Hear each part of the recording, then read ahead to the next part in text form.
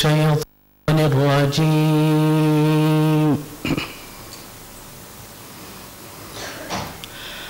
بسم الله الرحمن الرحيم.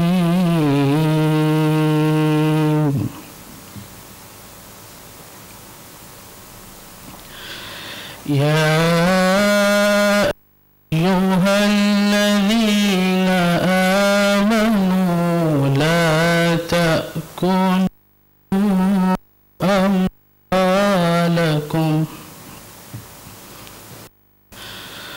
أموالكم بينكم بالباطل إلا أن تكون تجارة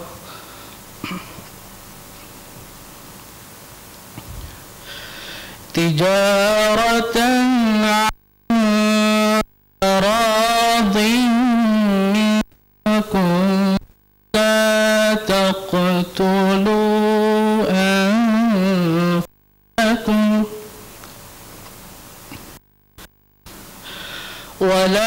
تقتلوا أنفسكم إن الله كان بكم رحيما.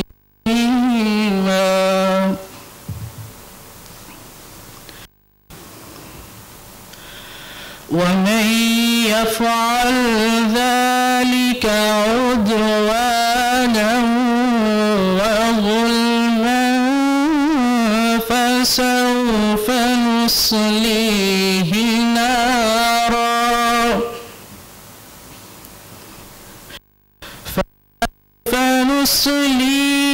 نارا وكان ذلك على الله يسيرا.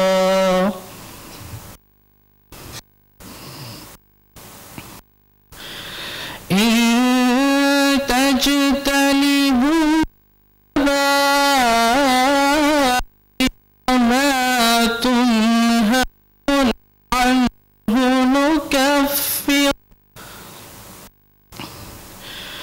نكفر عنكم سيئاتكم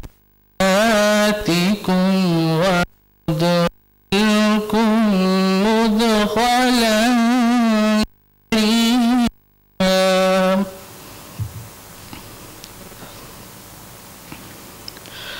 ولا تتمنوا ما فضل الله به بعضكم على بعض. للرجال نصيب مما اكتسبوا وللنساء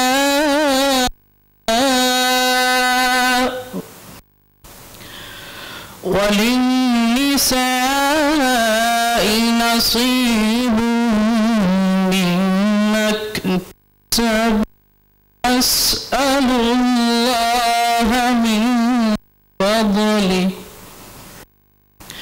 واسألوا الله من فضله إن الله كان بكل شيء عليما. صدق الله العظيم. Jazakallah Mr. Muhammad, the student of IIE. Now a little bit in our schedule of the session. So we have inshallah start our first session at 15 minutes because our honorable guest Dr. Asad Zaman is on. For 15 to 20 minutes we have decided to open session. They can participate with their questions, comments in this open session, and open session this will be discussed by Dr. Husn Al-Amin, Director General IRT, and Mr. Ali Salman. and they will start open session, open discussion, and the participants are allowed to participate with their questions. And now I hand over an open session to Dr. Thank you. And morning, everyone here. So, in fact, we are allowed to speak. Actually, your session. So, we will be creating. So, any reflections, comments related to our previous sessions yesterday. So, we have two mics, one on this side and one on this side. Any comments, discussions, questions are welcome.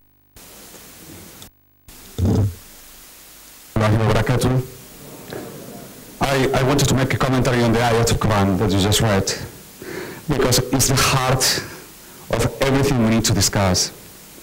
Tijaratun an taradin minkum. And this is the heart of any understanding that we may have of what it is a free trade economy. You have to notice that Allah subhanahu wa ta'ala doesn't say ribatun taradin minkum. And that is what they mean. We don't say do it any way you want. Unregulated riba.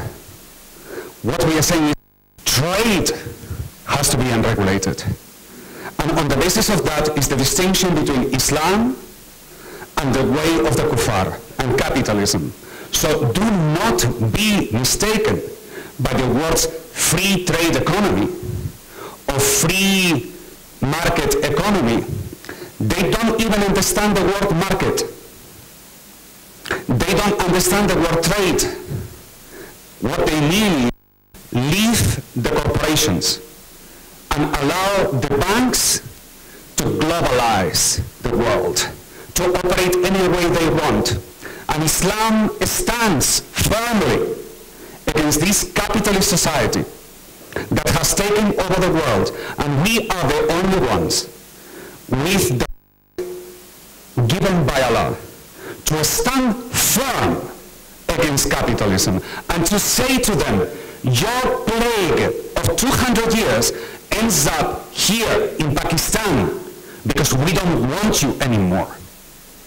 So, A'un Taradin Minkum is the meaning of free trade society for us. And that comes together with the ayat of Quran that says, Halalahu baya wa haramul riba. Yeah, okay, thank you. So,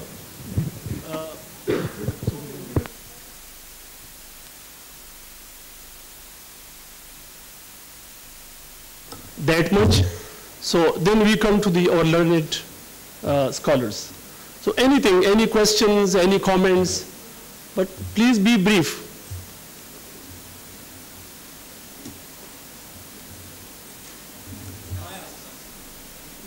Yes. Okay. Either the mic. Inko. Okay. Okay, please, yes. Dr. Noman, yes. Then this.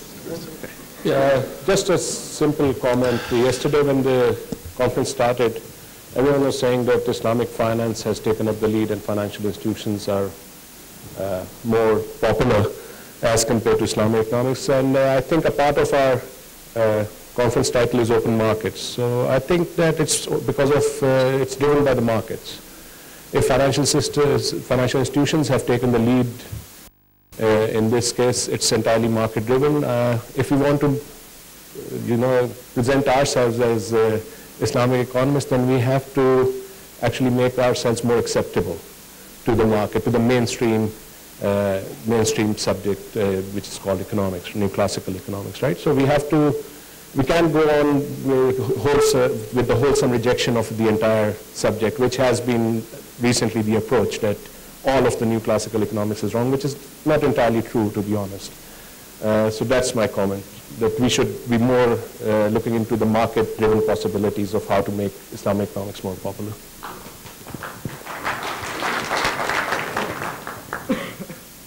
So,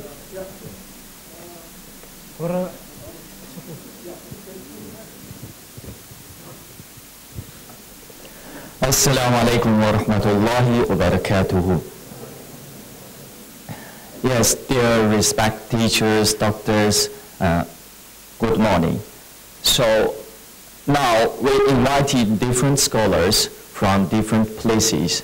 So is there any possibility to build such a union to gather all the Muslim countries' financial system into together?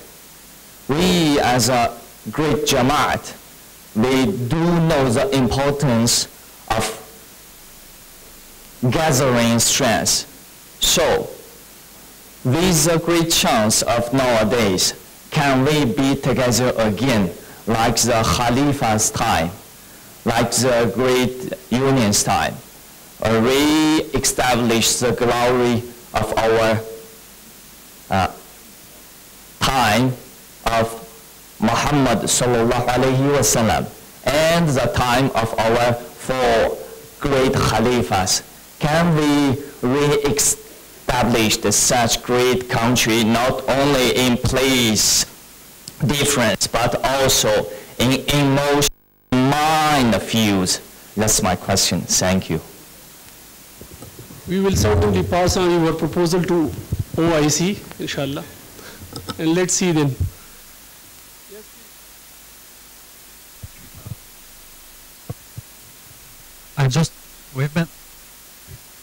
I know, but we've been talking for the past day and a half about all of the countries, but we haven't spoken really about Pakistan. So what are the biggest obstacles Pakistan is facing? What are the opportunities that you can take? So how is the situation here in Pakistan?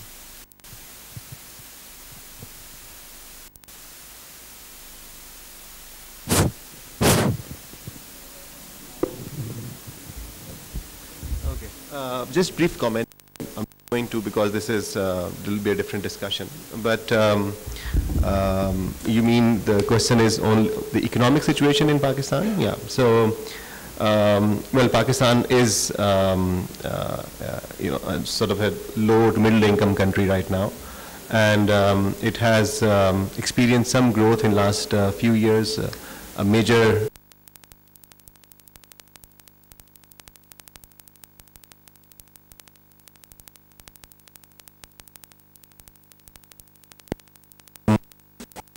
the business environment as such, the situation is not good. We have not invested in improving our institutions. Doing business remains very difficult in Pakistan. It's not competitive. The trade balance is out of proportion. We are running into a lot of both budget deficit and trade deficit. So it poses like significant macroeconomic challenges, and currently the big thing for the government is to sort of rescue and come out with a bailout package. So the debate is whether we can go to, well, the debate is already settled, but we are talking with friendly countries to IMF for 19th time in our history, sort of a bailout package. So you can imagine that it is an economic crisis in that sense. Infrastructure is there, but I think we have not done well in terms of our trade performance. That is our biggest weakness. The other issue is, of course, the level of skills and education is quite low. So the workforce you see around in the business and the industry is not trained, is not skilled. So that does not help our productivity in that sense. Yeah, very briefly. And I think in addition to that, just few developments recently which have taken place. One is the rising middle class. I don't think is it rising anymore, but the consolidated middle class, and there are studies that confirm that some 35 to 42% of the population, which is around 60 to 70 million of our total population, is actually can be ranked as from lower to lower upper middle class, and that is actually in terms of consumption. So you see the rise in new consumer culture and consumerism. That is one thing. Second thing is actually the very speedy process of urbanization. And I think Pakistan is the fastest urbanizing country in South Asia. So it was like 3-4 years back, it was 3.1%, the rate of urbanization. So urbanization is another development which has taken place and which is bringing several opportunities as well. The third thing is the boom in universities now. So we are having now more than 190 universities. Just 10-15 years back we had only 30. So the universities are providing actually a public sphere not only to males but also to females. In some universities, and I think in most universities, female enrollment is exceeding male enrollment. So these are some demographic as well as sociological changes that are taking place.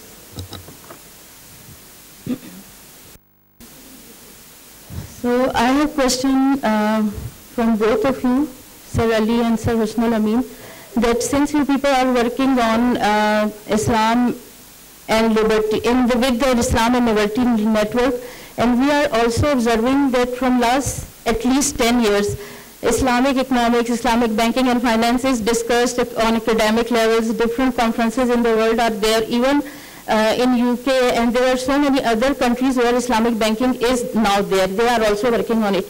But my students, yesterday a lot of people with whom I interacted, they don't know. Can you give any specified definition of what is Islamic economics, and is that in welfare for the human beings?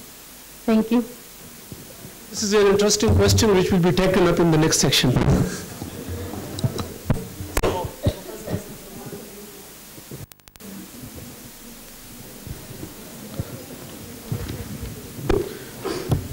Ladies and gentlemen, I would like to invite Dr. Asad Zaman, CEO, Vice Chancellor, PIDE, Islamabad. Please come to the chair.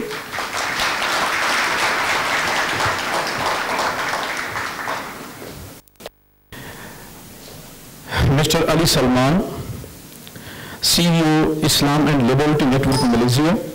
Please come and be seated. Now I would like our moderator of the session, Dr. Khalid Masood, ex-chairman, Council of Islamic Ideology, Pakistan.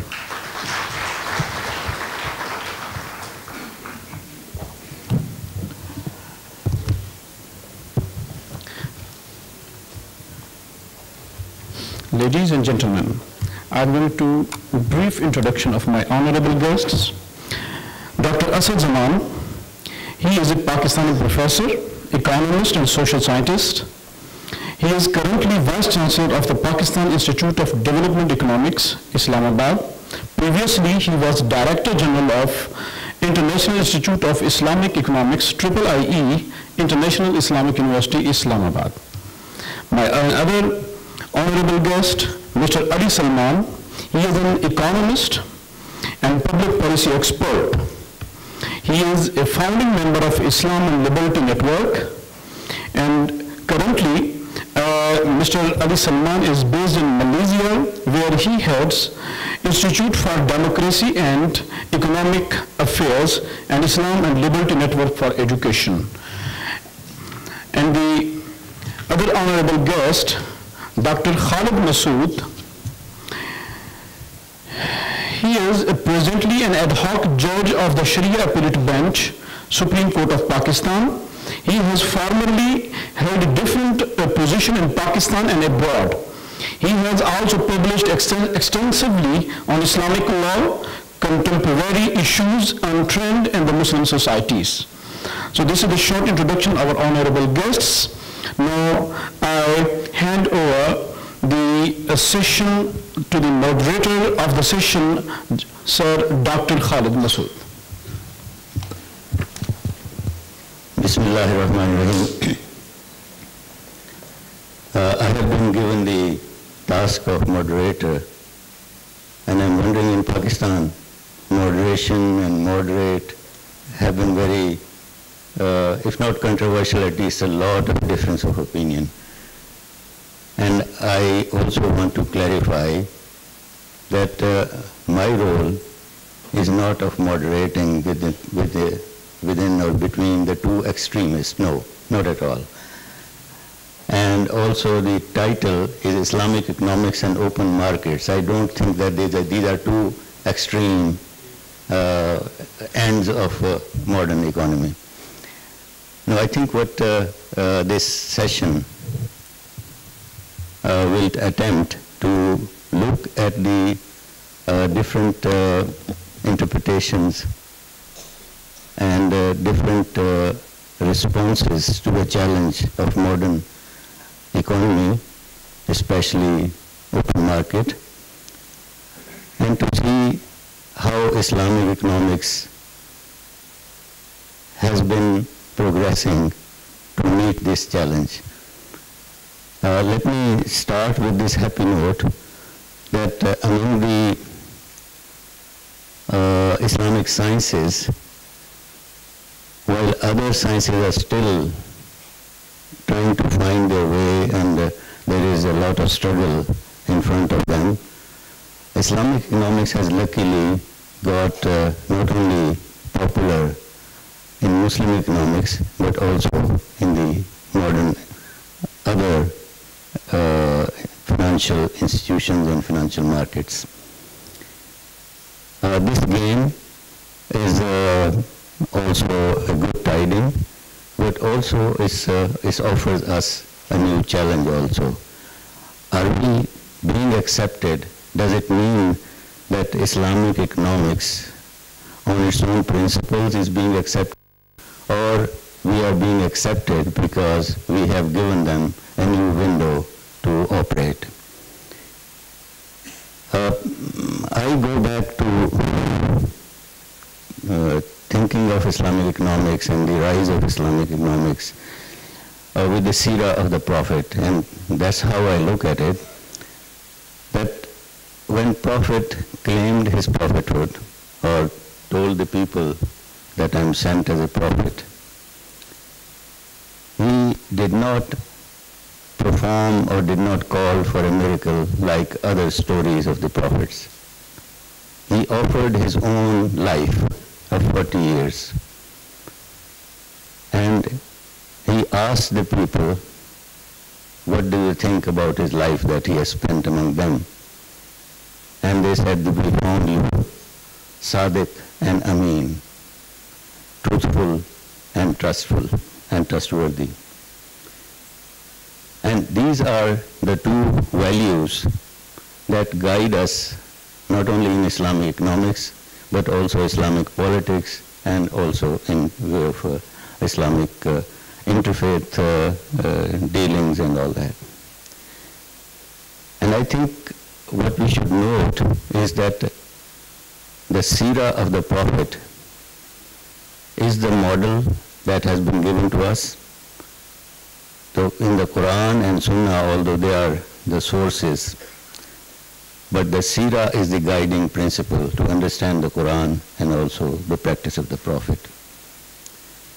So when we look at when Prophet came to Medina, the two symbolic things that comes to mind in the very first days of his coming to Medina, one is muwakhat, the brotherhood, this financial, economic and commercial brotherhood established between the people who were from Medina and the people who had migrated from Mecca.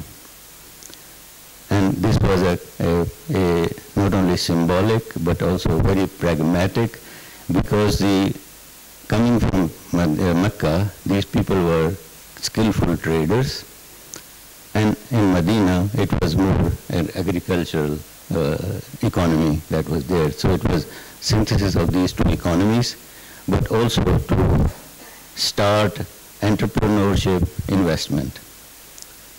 And the second thing that he did at that time was to open the market. He himself personally visited the market, looked at the practices and guided them how to go for a very honest and truthful market, how the trader should be. So what I'm pointing at is that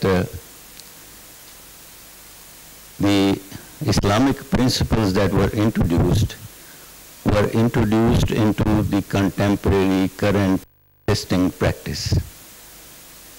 So from that we should learn that if we are looking about the Islamic economics as a discipline, it is one of the disciplines in other schemes of knowledge, in other ways of knowledge, and we should not be isolating ourselves in offering this discipline. It should be responsible to, it should be responding to the other systems of discipline, so it should be competing as a discipline and not as a isolating the Muslim community or isolating the Muslim, because it's a challenge that is coming from the practice. And the second thing is that we have in Islamic law and Islamic State, they are also, they respond to that challenge of what we know as the movement for Islamization of knowledge. But what happened that we isolated and we developed ideas and ideas about Islamic law and Islamic State, not as part of the whole system or part of the global system, but isolating ourselves from others and not really synthesizing it, not really responding to that challenge. The Quranic verses that were recited contain principles. Firstly, that it should be with mutual understanding, which means that we are not isolating ourselves. We should be within that tradition that is there. And that it should be economic justice that we should be looking for. That it should not be la zarar wa la zarar. It should not be harming others, and it should not be harm. It should not be injustice. It should be justice for both parties. And then there should be some moral and some ethical laws that should govern our dealings. So if these are some of the considerations and principles, then we should be looking at how Islamic economics has fared. And I'm very glad to have two presenters. Asad Zaman Sahib has been known for his contribution to Islamic economics.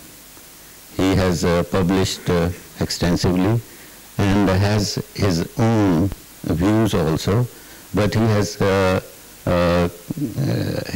very good understanding, a very deep understanding of other views on Islamic economics. So we will be benefiting from his presentation and overview of the Islamic economics so far. Ali Salman is an economist, but also on liberal economics. Nowadays he's writing, soon his research will come out